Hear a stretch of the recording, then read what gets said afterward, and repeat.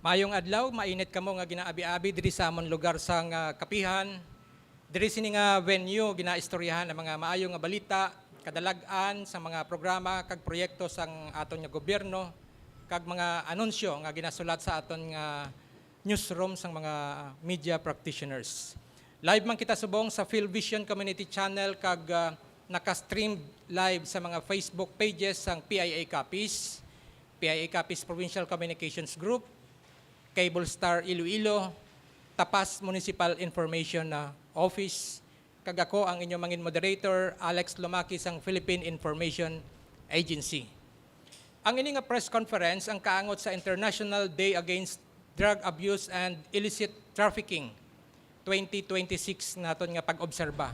Nga isa ini ka pangkalibutanon nga kahiwatan o kon okasyon nga nagaduso no sang mas mataas nga ihibalo kag tingob nga mga lihok batok sa illegal nga droga kag drug trafficking.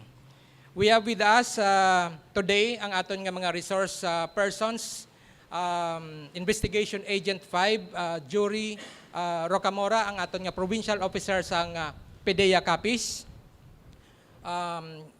Of course, ang representative no from Provincial Health Office, ang magatiglawas sa kay Doc Ramon Alex Nolasco. We have Ma'am Cristina Senosa, nurse siya from the Provincial Health Office. Ariman, no, ang PADAC focal person, retired Colonel Primo Golingay, no, sa Capiz Provincial Government. Ang PADAC focal person sang Rojas City Anti-Drug Abuse Council, we have Dr. Faye Bisana. Kag ang representative no from the Rojas City Police Station nagarepresent sa kay Chief Tumagtang, we have Master Sergeant Roldan Jama nga siya man ang aton nga PCADS PNCO, focal person on drug clearing and community-based rehabilitation program. Sa pag-umpisa sa aton nga press conference, makuha kita sang opening statement. Una kita sa kay Sir Golingay sa iyang mensahe.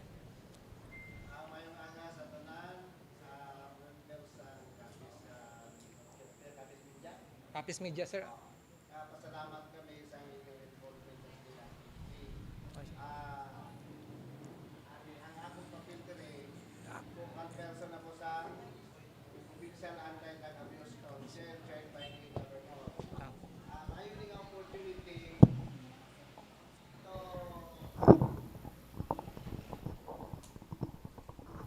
to join an international day on drug abuse and illicit drug trafficking. Dugay-dugay na ini daw, hindi daw pareho man lang niblasang kasi liberal kita sa International Human Rights, International Red Cross, drugs, ano pa mga HIV na hindi ni siya bago. Pero ini ginapabalo lang sa inyo nga the province of Capiz and the different government agencies are involved.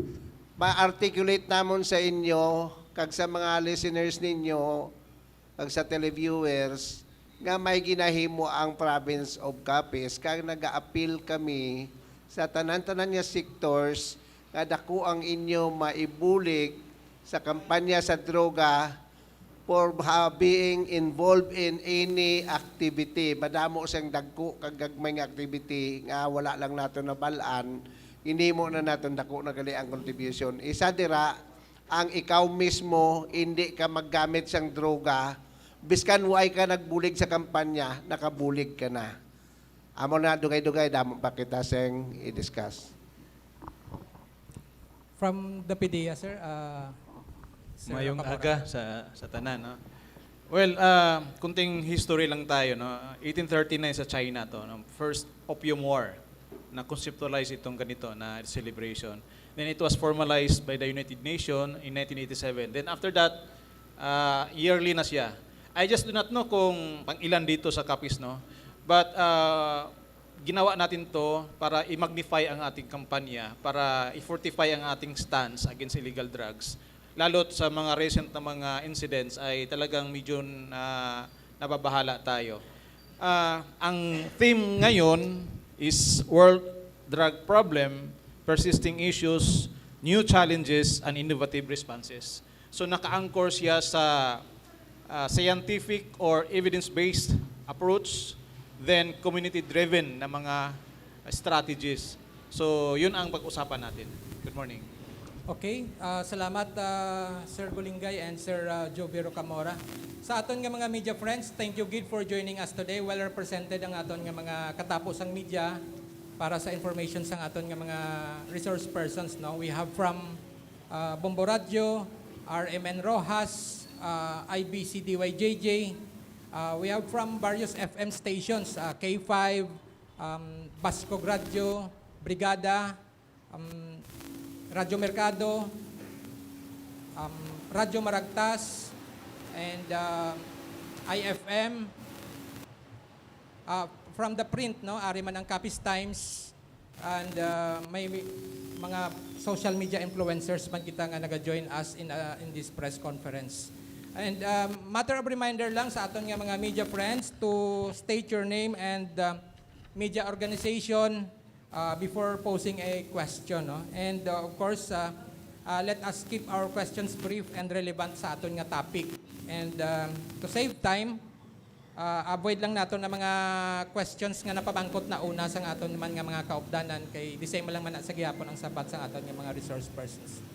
So, to start, sino ang mauna pamangkot from our media friends? Rolly Delfin. Good morning, sir. Kay Sir Rocamora. Sir, what are the primary maritime entry points in Capiz currently identified by the PDEA as high-risk zones for the smuggling of illegal substances? Well, itong ruta na galing sa NCR through Ruro, primarily. Then meron tayo mga report through parcel din siya. So more or less, Ruro pa rin siya. No? NCR ang ating tinitingnan banda dito, while at the same time, we are also analyzing some sources na galing sa Iloilo, na sabi naman galing sa Iloilo ay galing sa Bacolod. So, kan siya, crisscrossing across the region. Sir, during the opening sang launching sang drug testing in City Hall, you mentioned may ara kita nga high value target diri sa province of Capiz. Pero with the arm, how can you handle with this problem to eliminate ining HBI? Yeah, actually matagal na itong mga personalities na to. And medyo sensitive ang information kasi yun nga, mayroon siya mga interlink among the mga prominent personalities. Nonetheless, ang PDEA ay relentless dito, of course with the support of the Philippine National Police and the provincial government. By and by, we would be updating you kung ano yung magiging approach namin dito. Pero yun nga, ina-affirm ko na meron tayong mga high-value targets na they are posing as mga hired killers. So yun nga, challenges sa amin sa supply reduction. Good morning, Eleanor of IBC 13 DYJJ. So ano yung estado ng Capiz sa Western Visayas sa drug and at the same time drug trafficking? At ano yung sabi mo kanina, sir, isa yung pinaka-challenge ng PDEA natin when it comes to detecting sa mga courier sa mga drug traffickers papasok ng Capiz? Well, dahil sa mobility niya, medyo nahirapan tayo sa pag-track doon sa mga couriers. Do yun nga, sa Iloilo, nakakuha din sila, mga kilos din sila doon. Then dito naman, pakunti-kunti tayo, mga gramo-gramo tayo dito. But sporadic siya throughout the province. Then concentrated siya sa Rojas City. That is why ito yung panawagan namin palagi na we have to address also the demand. Because without the market, ang mga kapitalista ay malulugi sila. So yan isa sa mga approach natin. But relentless pa rin tayo sa supply reduction, nanghuhuli pa rin tayo, nakikita nyo naman, kayo nagko-cover every now and then, ang Philippine National Police, halos araw-araw nakahuli sila. Estado ng Capiz, sir, sa mga nahuling mga nagbebenta, gumagamit ng droga sa Western Visayas? Well, comparatively, pangalawa tayo palagi sa data, no? In terms of confiscation, halimbawa dito sa number of operations, number 2 tayo next to Iloilo. Then number of arrest, number 2 pa rin tayo. Then sa total number of kaso na na-file natin, number 2 pa rin tayo. Then sa volume of drugs, pangatlo tayo. Yung una, ang Iloilo, pangalawa ang Antique, then ang Capiz. Pero 39 kilos ang sa Iloilo, while ang Capiz naman, we had confiscated so far 1.4, 1 kilo and 400 grams plus. Then ang Antique naman is 1.7. So pangatlo tayo in terms of volume. Pero all the rest, pangalawa tayo. Ang meaning dito, generally, or average natin, pangalawa tayo in terms of the notoriety of drug supply. So medyo nakakabahala para sa amin dahil kung mayroong supply, meron tayong vast number of users na sa ating probinsya, if not nakakonsentrate din dito sa Rojas City. Itatanong ko with regard sa reformation ng mga nahuhuli natin ng mga drug users. Hindi ko alam kung sinong makakasagot sa mga guests natin. Ma'am, ano yung structure ng ginagawa ng Rojas City yung drug council? Paano ho ba nire-reform yung mga nahuhuli natin sa illegal na droga?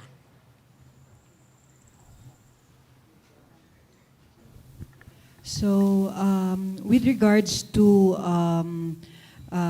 yung mga nahuhuli, no, of course, they are direct.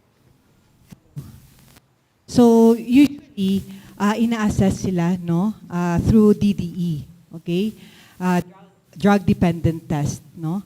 Upon assessing sa ila drug dependence test, and if they're proven na high talaga sila,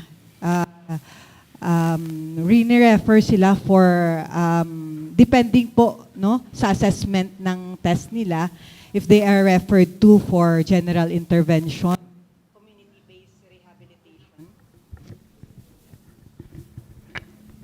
community-based rehabilitation or facility-based rehabilitation. So it depends on the assessment of the doctor. So depending then if this mga nahuhuli is a pusher, no, then they are subject for makulong gid ni sila yan, no. So after yes, amo na siya. Hello, sir. Good morning. Chris from Brigada. No? To address my question to PDEA. Sir, may sinasagawa tayong drug test sa mga LGU dito sa Capiz. No? Sir, may I know, ilang LGU na tayo na nakapagsagawa ng drug test? And kamusta? May nagpositibo ba? And kung may nagpositibo, kamusta sila ngayon, sir? Well, unfortunately, wala akong data dito ngayon. Pero ang bawat munisipyo, bawat banwa, halimbawa, dito sa number of municipalities na meron tayong drug-free workplace ordinance or policy, ang wala pa so far, ang Pilar, Pontevedra. Yun ang dalawa, wala pa.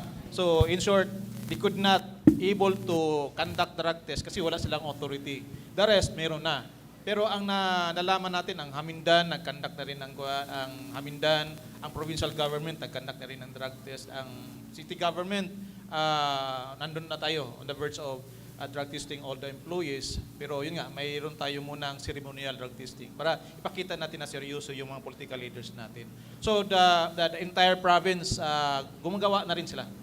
Hindi na natin ma-divulge kung mga pangalan nila kasi confidential ito. Pero may ilan na mga nag-positive, mayroon ding kailangan mayroong intervention. Yeah. Ma-react lang ako. Ang provincial governments in Capiz, nagkanda kami sang surprise random drug test sa katatlo na. Ang 2023 sa sa provincial jail. May nag-positive dito. Ang action to hindi naman ma-divulge ang pangalan. Ang isa dito, nag-resign voluntarily. Kani wala na kami jurisdiction sa iya. Ang jurisdiction na lang sina dayon, isulod naman sa dayon sa watchlist personality as drug user. Ang isa dito, kay casual man siya, terminate na siya. Second round naman, meron naman sa jail man Japon, na-terminate man tong isang nagpositive. Ang latest namon, atong bago bala maglakat sa kwan, sa Wibraa, subject namon sa drug testing ang tanan-tanan niya mga coaches. May nahagip man dito nga isa, kaginatagan na sang disciplinary action. Amo na ang inaobra sang provincial government as part of drug-free workplace policy. Pero it does not end there. Once na may makuha nga impormasyon nga kamo makabulig man sini, itimbeyo lang sa amon kay ma-profile daw na mo ina para makapag-schedule kami sang kuwat kay mahal man abi. Ini may bayad. Ina, ay na-shoulder man sa provincial government, pero hindi man na iya mabugat ang bayad para sa ikaayong purpose. Okay. Follow-up na lang, sir, no, sa PDEA. Kay tungod, mayroon kita sa workplace drug-free policy, no, dari sa Capiz or ROHS. Sir, may target o kung plano ang PDEA nga include ta ang mga pila ka mga government sectors and mga men uniforms nga ipidalo man sa mga surprise drug test? Well, ang nasa utak ko nga ngayon ang media Joke lang. Meron na tayo ang mga men in uniform, law enforcement, saka military, kami. Every now and then, stricto kami, tapos one strike policy. Unlike sa mga civilian agencies, meron pang humanitarian na mga approaches. Kami talagang isa, pag drug test ka positive, wala ka ng lugar dito. Wala ka ng karapatan sa PDEA or sa PNP.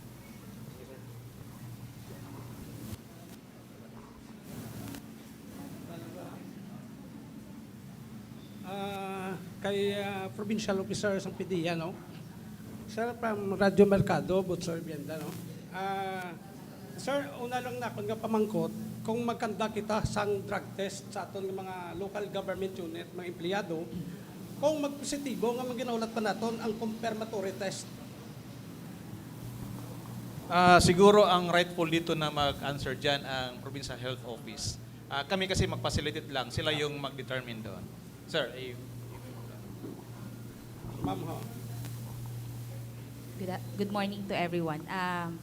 Kailangan pa natin ng confirmatory test para ma-make sure natin na positive talaga in more standard way yung ating result. So, kailangan may confirmatory test siya. But of course, ma'am, sa PDEA, pag na-drug test, kag positibo na, but sa inyo, in-type natin yung confirmatory test? Depende kasi yon sa ginagamit na drug testing. Kasi if it's regular lang na drug testing, hindi pa siya masasabi na confirm. So, i-confirm natin yon doon sa ating license na agency or license na facility to confirm, to make sure or to confirm talaga na positive siya. So, kailangan talaga siya ng confirmative doon sa ating license na facility. Licensed by DOH. Ibig sabihin, ma'am, yung ating PDEA, pag nag-conduct ng drug testing sa mga empleyado, pag nag-positive ang resulta, ibig sabihin, hindi pa sigurado yung PDEA.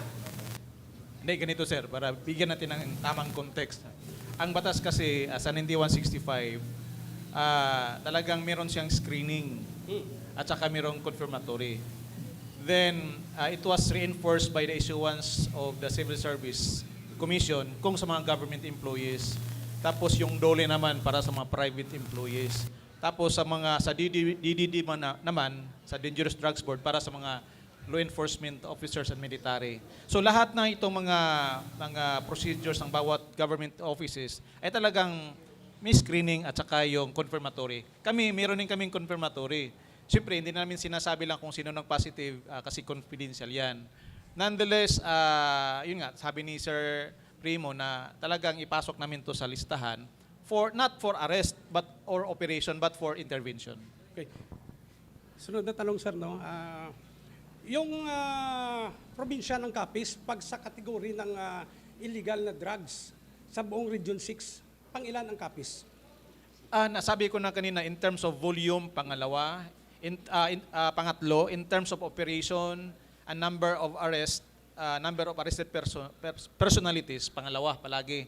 But it doesn't mean na kuan tayo dito, yung bang unfortunate or nakakaawa. But yun ang, pag maraming tao, progressive ang community, normal, maraming mga mga illegal activities. Okay, dito sa probinsya ng Capi, sir, ilan pa ba ang high value individual sa listahan ng PDEA? Hindi natin ma-divulge yun, pero yung mga nakikinig, posibleng kayo yun. Pero antayan nyo yan, kasi kami sa Philippine National Police at sa law enforcement sector, relentless kami. Wala kami pinipili dito. Wala kami pinapaboran, kahit sinong, kahit anong sektor kayo. Sige, sir. Thank you. Morning po, DJ Melody sa Capridem. Sa PDEA po, meron po ba tayong drug prevention program dito sa Capis, lalo na sa mga high school students, or continuous ba yung mga symposium sa mga schools? Yeah, though at present medyo fragmented pa kami, no? Kanya-kanya kami. Pero ang DepEd meron kasi silang NDEP, National Drug Education Program. Pero ang isa sa mga ginagawa namin sa PADAC, of course si Sir Primo, ito yung focal person natin. Meron tayong resolution na meron tayong na-classify tayo ng mga committees, supply reduction, demand reduction. So later on, in the coming months, mag-organize kami, including the DepEd. Merong ginagawa ang DepEd, merong ginagawa ang lahat ng offices in terms of prevention. Thank you. Renante Vista, sir, sang Radyo Maragtas. Recent press con ni DILG sa Iloilo, may surprise drug testing daw sa mga barangay officials. How about, posible ang surprise drug testing. Pero hindi na surprise yun kasi sinabi na. Dito sa Capi, sir, anong mga projects or posibleng activity natin para sa mga barangay officials, especially na paparating yung barangay and SK elections? Okay. Hello. Hello. So for Rojas City,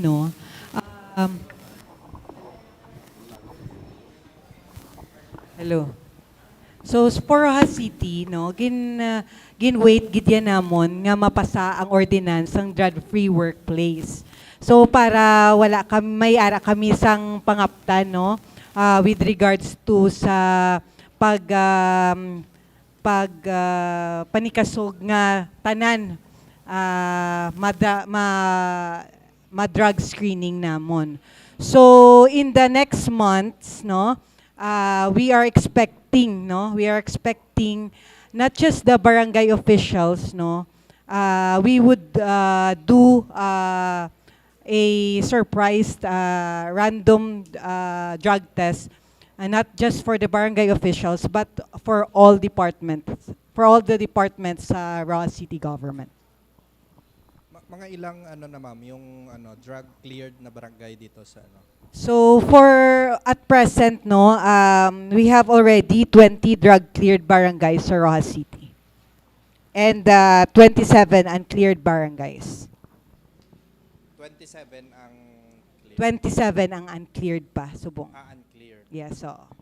Abot sa sir, sa all the province-wide ang for barangay officials.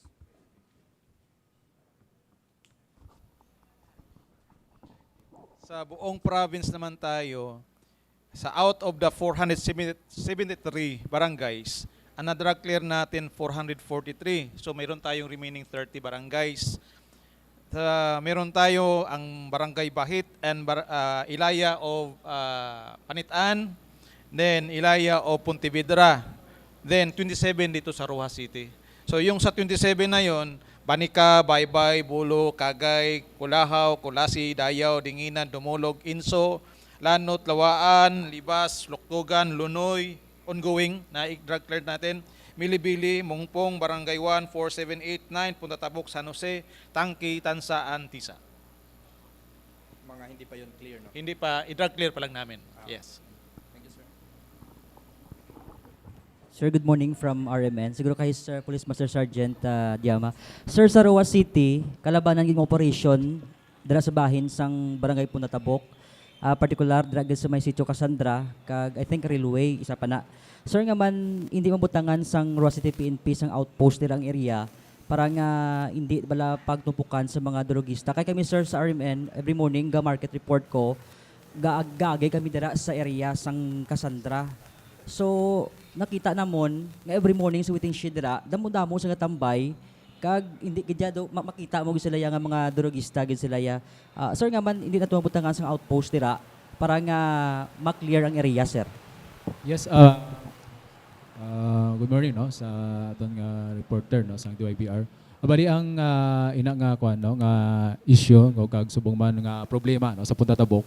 Bali na kuan na siya na gindalanan na siya sa aton nga provincial director no sa ara na sa iya no kon ano ang pwede dira gid no kay amo na siya ang aton nga Punta Tabok ang ginatutuka ginaton sa mga problema no sa bilog nga barangay sa Roa City. So na bali na kuan naman na siya no nadala nga problema no gin-address na no sang aton diri nga HIPI pagadto sa aton provincial director. So aran sa aton nga provincial government sa provincial director ang ina no nga problema diri sa may barangay Punta Tabok with regards no sa pag-deploy no sa police no dira sa may area no priority no nga barangay when it comes no sa aton nga kampanya sa illegal nga droga. To kay Sir IA5 Jory Camora, yes. sir. Sir, na-mention mo kanina na yung majority or yung mga drogista dito sa Capiz, mga hired killers. So, delikado po talaga sir pag ganito yung senaryo kasi mga hired killers po yung mga drogista, sir. Yes, well, sa pangalan pa lang hard killers talagang. Pero hindi tayo nanghihinaan ng loob doon. Bagkus we have to i-triple pa rin natin ang ating mga efforts natin. Kaya natin to. Sa supply reduction, kuha na tayo dyan. Position, ang medyo mahina pa lang tayo doon sa preventive education, advocacy, demand reduction, and health and rehabilitation. Kasi nga, uulitin ko, malulugi ang kapitalista kapag walang market. Kaya we have to reduce the demand so that mabalance natin ang ating approach. Last question lang. Sir, subong may pasok na. Sa schools po natin, sir, may mga programa po tayo para na hindi makapasok yung droga sa mga schools natin, sir. Kasi hindi may iwasan minsan, may mga tambay sa labas na nag-impluwensya ng mga estudyante, sir. Ano po yung programa ng PDEA natin, sir? Generally, peace and order na concept yan, no? Ipaubayan namin sa local government at saka sa Philippine National Police. Nonetheless, kung city naman siya na concern, i-highlight namin to sa next na meeting ng KADAK at saka sa PADAK. Totoo yan na hindi lang mga weapon or pati na rin yung illegal drugs sa loob posible. Thank you po, sir. Thank you. Sir, good morning po. Ken Mark Caldi from Brigada News FM. I think siguro i-address ko kay sir or sa imo sir, sa Roa City PNP and sa imo sir. Sir, my question is, madamo sang bypass operation nga nagakatabo sa mga barangay, especially na mention kinapunta Tabok, mga barangay nga noted as damo drugs. Nga man sir, hindi maubos-ubos ining mga drug personality dito. Nga man dito, pabalik-balik lang, ara gyapon, may mga bypass operation nga man di sir maubos-ubos sir. Nakakalungkot, no? Nakakalungkot, no?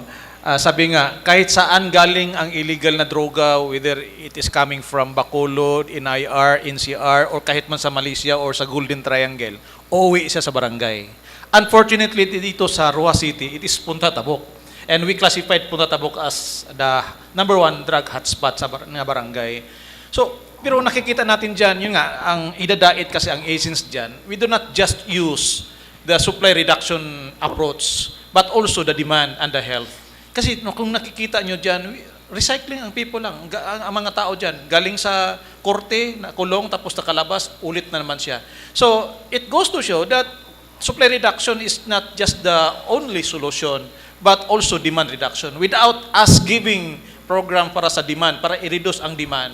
Example, preventive education sa mga would-be victims. Pangalawa, we have to educate public awareness sa sa constituency sa Punta Tabuk na makakasira talaga yon. Kasi kung nakikita nyo dyan, yung nag-cover kayo, normalize ang nandyan eh.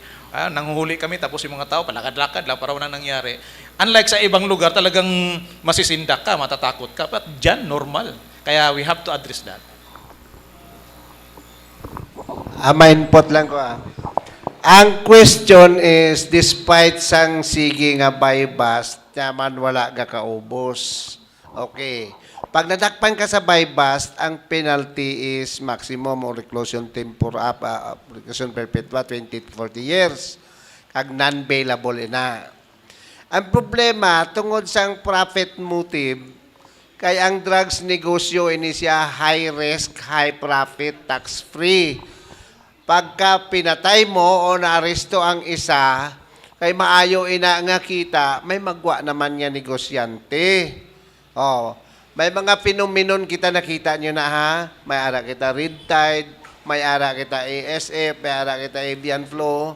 Pag tumunga ina nga mga phenomenon, diapektuhan ang demand. Nakita nyo? Hindi tanay magkaon sang karne nga halin dito, kay basi may muna. Ang sa drugs, why siyang nagambal hindi tanay mag-drugs? Naamo na ang challenge sa aton tanan-tanan. Kaya ang programa abi nga ginayakap naton is puro lang dakop. Tandaan ta, pag dinakop ta ang tawo, ang sunod sina mapreso. Pag napreso siya, hindi na ina siya sang taxpayer, kundi tax eater na siya. Kaysa presuhan, free board and lodging. Nakita nyo? Gagastusan pa na siya naton. Whereas, kung aton ihiwalay ang puti kag ang dikolor, ang gusto sing ganon, ang aton approach siya is total approach na ilagay ko sang pag-abot sang PDEA. Kay ang ila approach subong, hindi lang iya sa bypass, hindi lang sa aresto. Kalabot na kita sa pag-involve sang iban niya agencies. Kung na-track ninyo sa amon mga release, na-involve na ang iban niya agencies, ang una pulis kilang inikag PDEA, kag ang partisipasyon sang iban niya agency, hindi na da-exempted ang media, ang mag-criticize lang. Di ba? Wala ba lang kamo kabalo nga kamo pwede gid makabulig? Paghambal lang ninyo, nga hindi kamo maggamit sang droga, kay hambal sa Tagalog, pag gumagamit ka ng disenteng trabaho, na gaganda ang buhay. Ambal naman nila, pag gumamit ka ng droga, liliwanag ang iyong bahay. Kay may serbisyo ang Jewel, ang Di Jesus, Alcasarin, ang kung ano nga punerarya, kay ikamatay mo ina. Ang amon lang na-appeal sa media is to help us. We do not want to add additional number of clients sa mga abogado, sa clients sa korte, sa client sa provincial jail. Ang atong provincial jail subong, shifting na ang tulog. Nga man, kay kahinay man madispose ang kaso, ara sila dira kung minsan may differential pa na. Pagwas ang ilangang sentensya, lampas sa ilang detention period. Arrest is not the best alternative. Maniwala ka mo. Hindi ta sila pag-arestuhon. Ang hambal nila, the smallest unit of the community is, hambal nyo, barangay, di ba? The smallest LGU. As far as drugs, the smallest community is the family. Yan. Anong ginahimo naton? Buligan nyo kami sing dispatch sa aton mga tao nga concerned, including you. Kaya ang hambal nila sa kapis, damo sang puser, minatuod ina. Ang hambal nila, damo sang user. Pero wala ka mo kabalo kung anong pinakadamo nga drug personality sa aton? Ang protector, nga man, kay protection is not only limited to material or financial gain.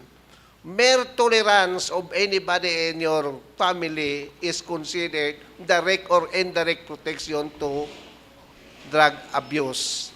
Kakita na pala kamusang nanay nga gin-report kaya bata, nagabaligya, may nanay nga naghambal, ginasama dyo lang amon niya pamilya. Ako makatestify ako, may ara ko sinasaguna sang ari pa ko dire. Mga prominente nga tawo, ang isa elected official sa province, sila mismo ang nagpadakop sa ila nga bugto para marehab. May isa man, dating mayor man, ginpadakop yaman ang iya pakaisa. May ara man, nga prominente man, ginpadakop yaman ang iya nga mga bugto na. Amo na tani nga pinuminin ang magwabala. Ang gusto namon sing ganon, hindi naton paghulaton nga makalabot kita sa aresto kay hindi man kami happy, may papriso kami. Hindi na mayo. Kag ang posible nga nagagamit sang droga, ang isingisi na sa imo atubang, hindi ka kapiparar, pirahon ka niya, kay pananawan niya sa imo, maligno. Amo ina, buligan nyo kami sing paabot sila sa aton nga mga listeners, kay kamo pinaka-importante kamo nga sektor sa kampanya. Wala lang kamo sila kabalo. Wala lang nila na-appreciate kay abi nila sa inyo, pera-pera lang. Abi nila sa inyo, advertisement lang. Hindi. Pamo pinaka-importante nga sector as far as the kampanya is concerned. You and I can be the best communicator. You and I can be a potential protector. And you and I can be advocates. Amo na ang aton nga message subong, buligan nyo kami. We do not want to arrest somebody. We are not happy with the arrest. Hindi na, although nga ang amon sila nga papel, ma-change na kita sa mindset na ang kampanya sa droga is not limited to arrest. Na muna nakita nyo bala amon mga meetings, napa-attend na namon ang DOLE, napa-attend na namon ang prosecution service, napa-attend namon ang judges, napa-attend namon ang DepEd, napa-attend namon ang probation, napa-attend namon ang TESDA. So that nga ang mga reasons nga man nagadrugs ka, may rason. Pero ang hindi natin damabaton nga pigado ka kag nagdruga ka, hindi na yabisyos ang pigado. Na amo lang na amon nga pinaka-purpose ni buligan nyo kami kay ang amon ba isa lang. Ang amon dulunggan madamo ina para magpamati sang suggestion sa kung sino sa inyo. Kung kamo diri tanan-tanan, magbulig kami to shout to the whole world na ako gusto ko, ako kag ang akong bilog nga pamilya wala nagagamit, wala nagabakal, wala nagatolerate, dutay na lang amon patrolyahan. May ara kita nga success story. Nabatian nyo ining poaching ang kapamatay sang elepante. Ang program sang World Wide Fund, sang una, ginalinagas nila ining nga pinamatay sang elepante. Nagsip sila subong. Ang ila slogan is, when buying stops, the selling stops. Naamo na. O ginaulit-ulit kini na akong pirmi ang akong pirmi na mensahe sa inyo. Wala sang nagabaligya profitable sang aircon sa Baguio City. Kabati ka mo sina? Ngaman, kay it is not a very profitable business. Kung may magbakal man siguro, kulang gani sila arkila. Na, amo man ang dinuguan ni baligya bala sa Iglesia ni Cristo, basi magpanos lang ina, o isang may mabakal. Kung amo na nga sitwasyon, if nobody patronizes this product, then this is not the right place for this profitable business. Kung ini nga balay, wala ga bakal sang Cebu, kagimuon niya ina sa palibot, tutay na lang aton patrolyahan. Ang gastusunta sa bypass, pwede ta magamit sa iban nga government services. Thank you.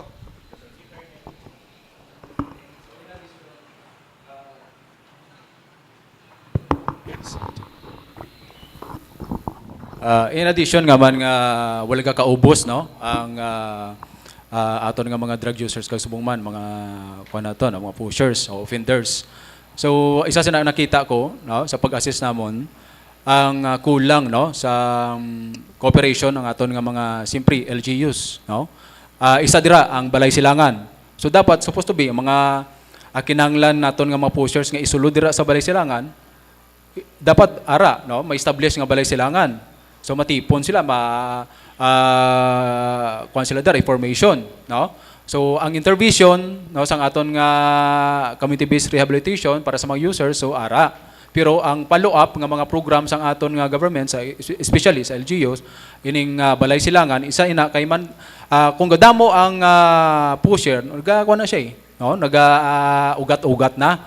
So samtang nga ari ini sila ga-excess no sa atong palibot tendency hindi makaubos-ubos, no? Kaya damo sila connection eh. So isa na nga man nga hindi makaubos-ubos tungod una, wala kita balay silangan sa Roa City, mismo Roa City. No, sa kadugay-dugay na since 2016 pa, no? Ang aton nga effort no sa kapulisan sa pagpang operations, no? Ara, no? Ongoing, no? Together with sa aton nga other law enforcement team, no, sa PDEA. Then ang aton nga education and awareness information program, no? Sige ang amon nga pagkandak. Kung wala ni hindi isang holistic approach ang aton nga pagkandak, kulang kita sang isa, no?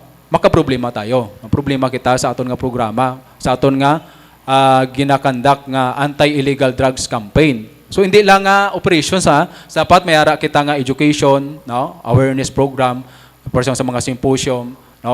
Wala kuan gina, no? Maintain gina naton padayon kag in fact no in line no, sa aton nga celebration sa idadait, no? 2026, no, may ara kami nga naka-alinya nga programa, no? Sa together sa aton nga PDEA sa aton nga kadak kag padak. So magakandak kita sang symposium sa isa eskwelahan diri sa Capiz National High School, no, sa maabot nga Saturday. So basi kung gusto nyo magkadto, no, aton mga friends from media, so magkakanda kita sa aton nga mga student council, no, sa anti-illegal drugs awareness and information program. Thank you. Lastly, ma'am and sir, no, nastorya naman nato nining illegal drugs, no. Ano, ma'am, can you cite one nga best practices nga ginaobra sang tagsa-tagsa ka opisina, like for example sa Capiz Provincial Health Office, sa law enforcers naton, sa aton nga council. Can you cite, sir, as isa lang ka best practices or pili man, isa ka best practices nga you think nga effective sa tukan to combat sang illegal drugs kag pagdamo sini diri sa aton sa may Capiz?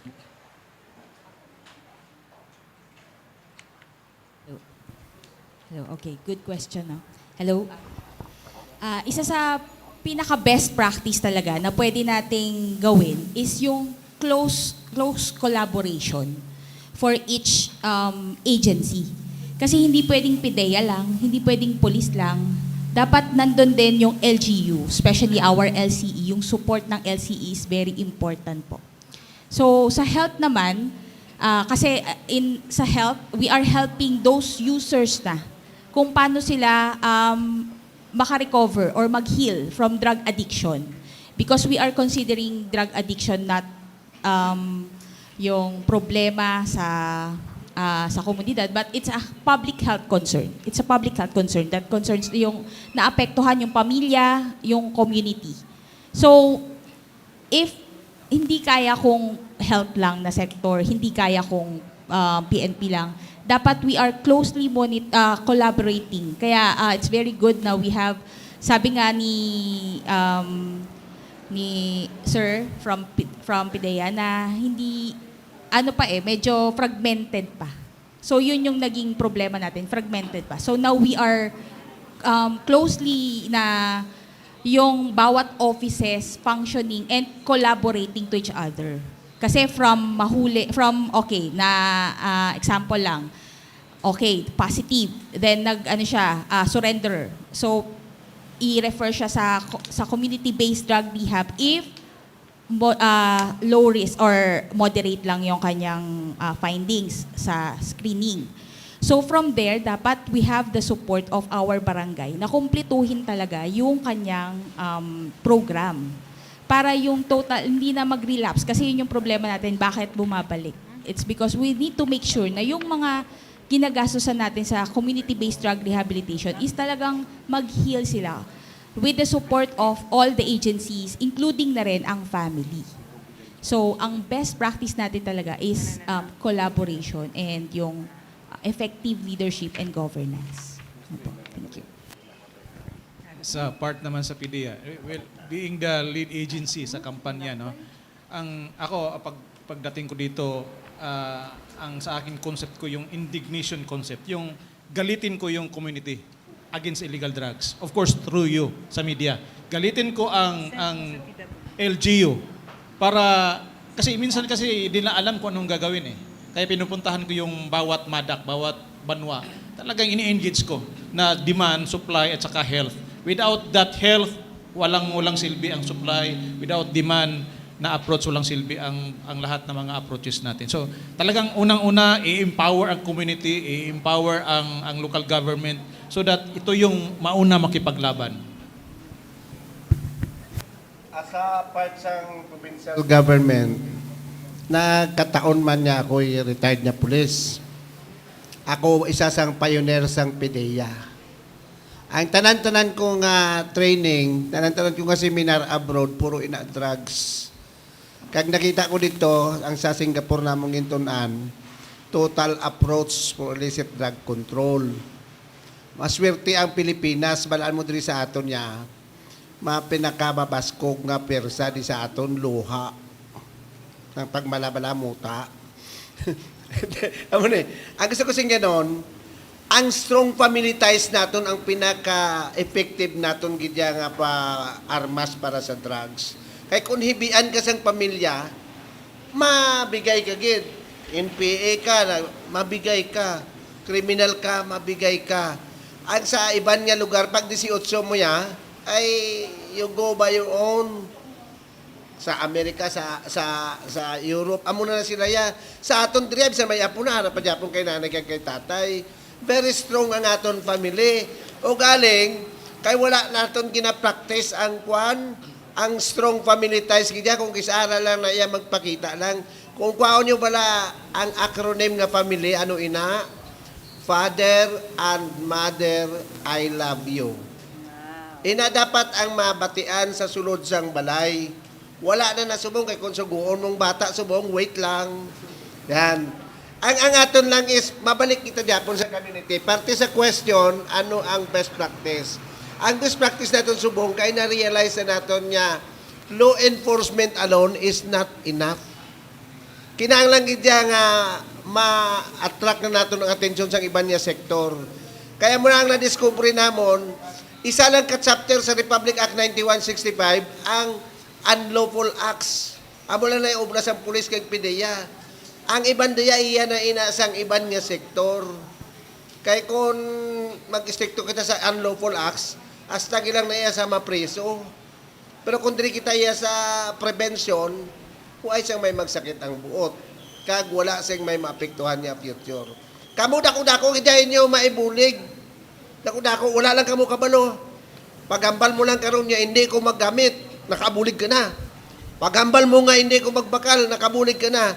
Kaya ang piso naging contribute mo sa kapital sang drug pusher, ma-accumulate na, magadako-dako na sa makalabot, ina sa malita. Nakuha nyo? Kung ang ila armas sang drug lords, hindi iya pusil. Ang armas nila iya ay kwarta. Kaya ang kwarta, makapalibot ang hambal nila sina, when money talks, everybody listens. Pwede ako makabakal sang kalayaan ko, pwede ko ma-release ang pulis, pwede ko mapa-early graduation sang PDEA, pwede ko makagwa sa karsel, may kubol ako, pwede man ako kabakal sang asunto. Tamo na, gani hindi na sila pagatagan niya magmanggaranon, kay paikuton nila kita sa ila sina nga mga palat. Little by little, dira na kita sina nga direksyon. Ang challenge sa aton is, paano ta ma-mobilize ang tao nga may partisipasyon gali sila nga mas importante.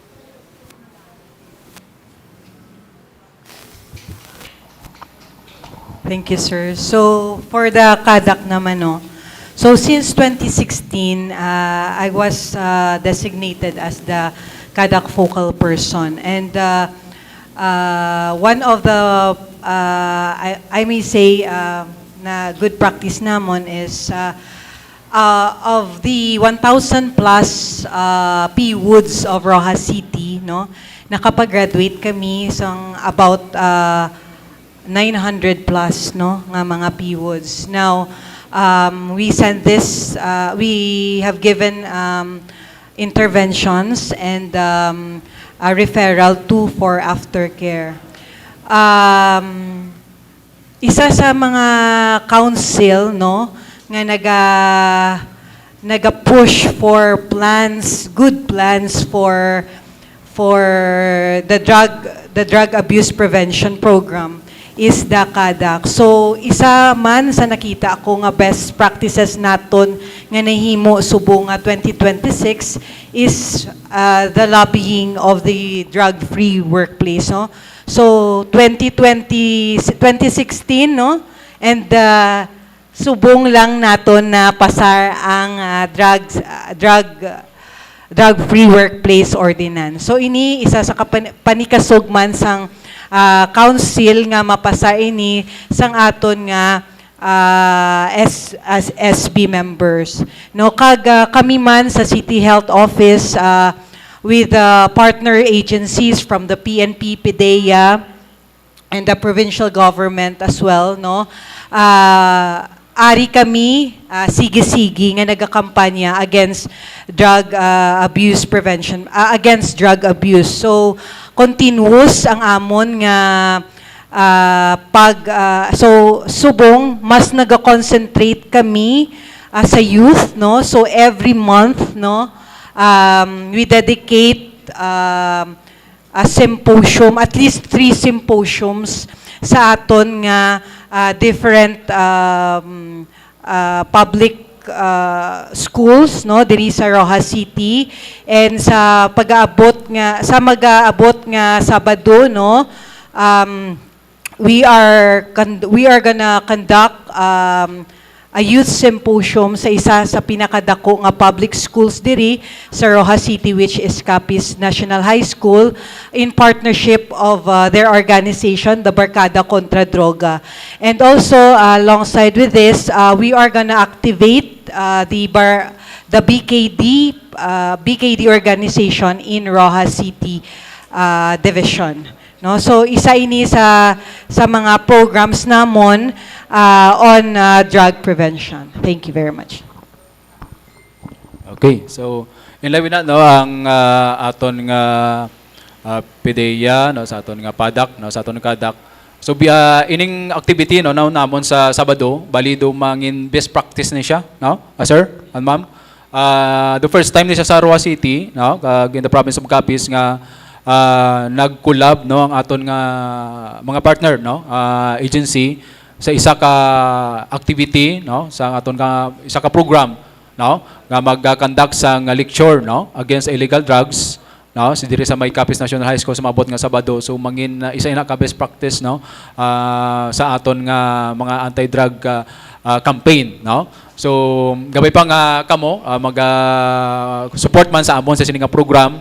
Then sa amon sa PNP, no, mayara na kami nga daan nga ginakandak nga mga motor cup, no, patrolya, no, kung gabi makita yung mandara nga nagauplan sita kami, no, sa amon jurisdiction diri sa Roa City nga nakamotor nga mga pulis, no, hindi lang nakaguwa pati ang amon nga SWAT, no, nagabulig. So isa na amon nga kwan nga best practice ang Roa City last year or asang this year nga ginakandak namon, no, para nga ma-minimize. Kita nyo doon na gnubong aton nga cases sa theft and robbery since nga ara ni ang aton nga gintukod ni nga motorcycle patrol, no. So isa ina kay man ini nga aton nga ginapangsita, isa ini sila hindi matabo nga isa ini sila sa mga suspect, no, sa kinawatay, no, kung kapinpang mga 10 oras ang gabi do kalimbawa nila sa saturation drive, no, nga best practice namon sa Roa City Police Station, no, sa papanguna man sa amon nga hipis kay Police Lieutenant Colonel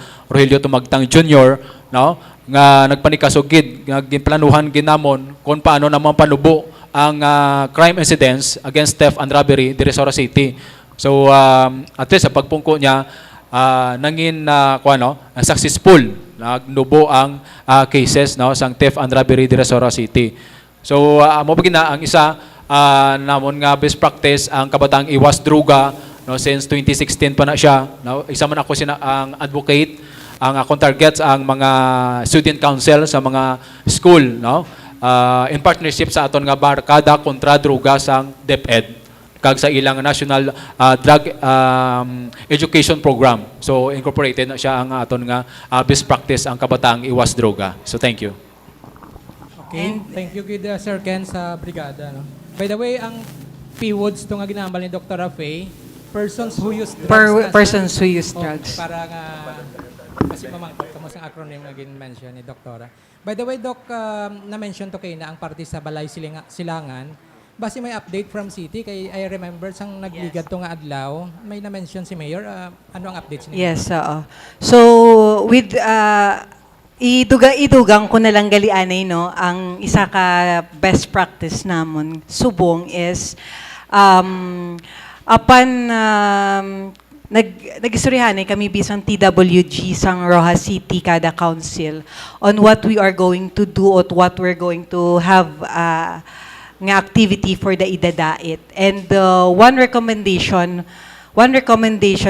nga nagtuhaw is ang ceremonial rites, no, for the drug testing. And we need the approval of the mayor for us to conduct this. So sang amon nga pag kada council paghamuno ko sa iya mayor basi pwede man kita ka ceremonial rites for the drug testing sa aton nga mga members of the CADAC, the SB members and the department heads. Are you willing nga mag-participate for this? And right there nagpasugot sa. So, our mayor, led by, participated for this drug testing, and I must say, tanan nga nag-participate dito, all the department heads, the council, tested negative. So, best example ini sila sa aton nga. And hopefully, in the next months, no, ang iban pa nga mga munisipyo maging ma-lead by example man through sa ilaman nga own nga CADAC. And with regards to the Balay Silangan, no, and sa amon dito nga meeting natabo is naaprubahan na. Nag-approve na si Mayor nga makapatindog na kita. Hopefully, in the next months, matukod na ini ang Balay Silangan, which is intended for drug pushers, not for the drug users. Yes. Thank you very much. May mga pamangkot pa? Last 3 questions na lang sa aton nga mga resource persons. Sir Obienda. Address ko lang either sa kay Sir Jama or sa PDEA, no? Ang pamangkot ko, sir, no? Of course, during operation, pag-abot sa drug operation, need natin ang witnesses, barangay official and media. Kung nadula darang isa, of course, hindi madayon ng operation. Kaya supposed to be sa tatlo gina eh. May DOJ pa nga ginadala kita. Either DOJ or barangay official, madula ang isa, media or barangay official. So, to clarify na lang, sir, kakay Gina, nagambal ka man, nga ang aton nga mga drug personality, labi na gid ang may mga items nga dagko kagamit sang gun for hire. Paano ang amon sa status ang media nga mag-witness? Basi pila kadlaw, sir, kami nang lagson sa mga drug personality. So anong mga hatag nyo nga protection sa mga naga-witness nga media? Yun, mahirap na question yun, no? Kasi yun nga, dahil sa Republic Act 9165 as amended by R 18640, we are enjoined to invite personalities from the media to witness the operation. Pero walang nakasaad doon kung paano kayo i-protect. Pero ayan, isa yun sa mga i-suggest ko sa PADAC. Sa PADAC na maggawa kami ng training design for, unang-una, ang pinaka-challenge dyan, how to testify in court. Pangalawa, how to provide protection sa mga witnesses. So, dynamic ang PADAC, pag-usapan namin yan para gawin namin ng resolution para somehow ma-fundingan natin kung paano mag-training ang mga mag-witness para sa korte. Sa as to protection, wala akong definite na answer dyan maliban sa please call us, ang PNP, ang PDEA, then we will be there. Kabalo naman kita, sir, nga pag-abot sa inventory and marking of evidence, ang media naga-witness, naga-sign. Hindi but sing ano, sir, nga pag-sign namon tapos na amon kabanata sa operation. Correct. Subpina kami sang korte. Correct. Kag once ka hindi kami mag-attend, gina-contempt kami sa korte. Correct. Or hindi kami mag-attend, gina-pa-explain kami. So amo nang part namon nga tuman kabudlay pag-abot sa operation sang droga. Yeah, totoo yan. Actually, kung napansin nyo, may pinopropose si Tulfo na walain na lang kayo. Alisin na lang kayo doon sa required na mag-witness doon. So maganda yon. Actually, naintindihan naman namin na yung primary na bakit nandun kayo dahil sa balita. Pero dahil sinabi na mag-witness kayo, siyempre, ang sa operational side, kung hindi ikaw mag-witness, hindi ka i-invite. Parang win-win solution, di ba? Yun ang katotohanan sa ground, di ba? Pero as to protection, hindi kami blind dyan na talagang may threat against mga nag-witness doon. Kaya, isa doon sa mga nakita kong viable, measurable, na pwedeng gawin namin training on how to testify in court, and of course, orientation. Ano yung mga responsibilities at saka ano yung dapat ma-receive ng isang nag-testify. I mean, privileges. Kung meron mang reward, meron mang mga ibibigay doon sa LGU para mabigyan ng protection ang ating mga personality sa media. Thank you, sir. Sir, follow up ko lang doon sa unang tanong ko. May nag-message lang, no? Pwede ba daw yan na i-require sa filing ng COC, no, sa Barangay SK elections, ang negative drug test result or mandatory drug testing, no, ng PDEA natin? Actually, ara na ina siya sa 9165 ang requirement sa mandatory drug testing. Ang ara dira ang entry kag random drug testing sa uniform, entry sa government service. Tapos yung nadakpan niya driver na nag-violate sang traffic rules na involved sa aksidente. Ang mga nadakpan niya suspects on crimes committed punishable by 6 years and above, mandatory drug test na. Kag those who are filing their candidacy. Unfortunately, ilang sa filing of candidacy nga mandatory requirement sa drug test, na-declare ina nga unconstitutional, kay ang ilas na contention wala ina madala siya sa original nga requirement sa Constitution. Unless na i-amend ang Constitution, hindi ta ina makuan. In the same manner, atong inambal ni Butsoy, na kinahanglanon ang media, actually, na-conceptualize mo lang ina, tungkol man sa taga-media. Kaya ang ginahambal nila, na gina-recycle ang droga. Ang purpose mo lang sina, nga ang amount of drugs, ang 1 kilo o 1 gramo nga nakuha during arrest, amo man ina ang amount nga kalabot sa crime lab, kag amo man ina ang naabot hasta gid sa pagsunog. Isa ako sa member sang technical working group nga nag-ubra sang IRR sang 9165. Year 2001 to 2002 inagin ubra. Ang nagapilit sina si Senator Drilon kay tungod sang isyo nga recycling. Amo na safeguard ina siya sa recycling. Pero galing kay nag-isyo na subong ang Malibotsoy, daw delikado na ila kabuhi. Hindi man abi amo nga agency ini ang naga-secure. Although naintindihan namon ina nga that is the rest of your profession. Pero hindi man kamo expendable, you have to be protected. Kay badaplisan na ni sa Butsoy, damo sinay mahibi, kay damo ni sa gapalangga sa iya. Wala, to iban ko na nung gusto singa damo gapalangga. But success. Siguro naman na sabat na namon, amo na gusto namon niya gusto namon niya i-include ang elected officials para may kwan bala o galing kay na-declare na nga unconstitutional. Ginapait naman nila na subong nga ihirit naman nila. Perhaps siguro sa pag-amend sa konstitusyon, basi may maiatag sila nga amendment. Pero so far, may ara na sila nga Supreme Court rulings. Amo na nga wala na drug test sa kuno. Kita nyo sa LTO, wala na masyado sa drug testing. O, sang una, kada dakop namon, basta na violation sang crimes punishable by 6 years, parte na sang case folder, drug test, subong way na. Optional na ang mga drug test. Ang kaya lang natin ipa-drug test, subong ang ga-apply sa trabaho. Yan.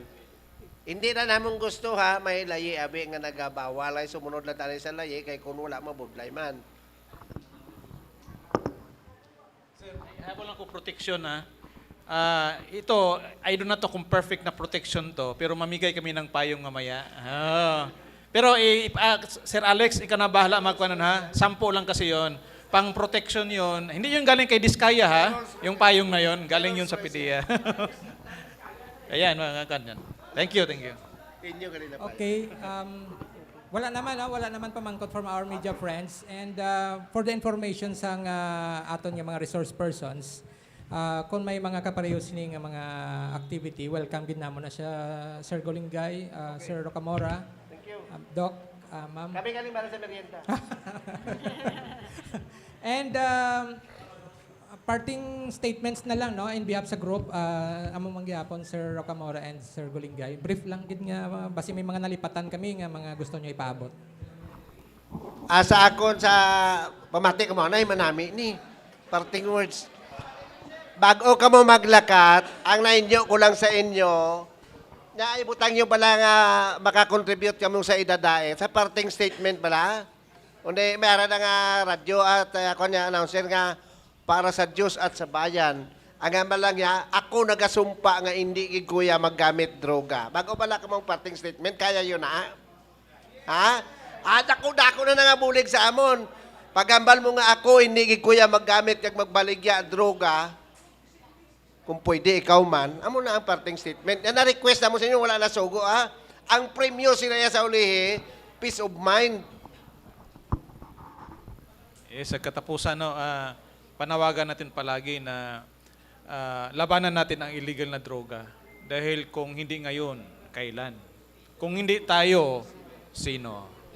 Thank you. Okay? So, for the information, ang replace ng sininga press conference, ipagawa man siya sa West Fardel Connect, Philvision Incorporated, sa Kalibo Cable, Cable Star Iloilo, kag isa pagid ka cable operator sa parties sang Antique, no? Region-wide din siya actually ang aton nga activity subong, and may mga replay pa siya ang aton nga recordings out of this press conference. So, fight in illegal drugs is not just about arresting those who engage in it. This is also a health, social, and developmental intervention nga kinahanglan all of the kabilugan nga approach para nga as we say nga ang fight is a collective effort, no, to achieve the goal for a drug-free community. Finally, thank you sa aton nga city and provincial governments, sa pasnaks ni Sir Golingay and our guest. And of course, ang aton nga mga media men, salamat sa inyo nga pag-attend subong for this engagement. No? Together, let's build a safer, healthier, and drug-free community.